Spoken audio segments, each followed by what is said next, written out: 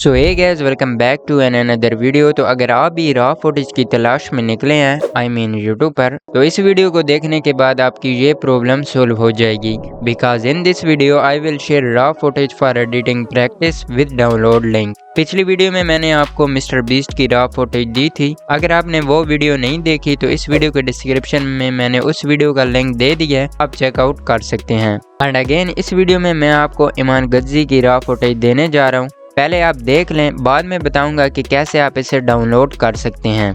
I don't go anywhere without a watch. Even if I'm going abroad literally for a few days, I'm bringing a watch roll with me.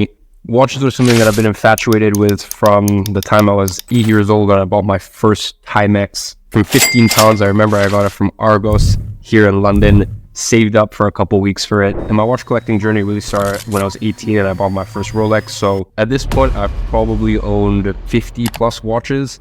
On the wrist at my moment is my favorite piece ever, the Patek Philippe Nautilus 5711R.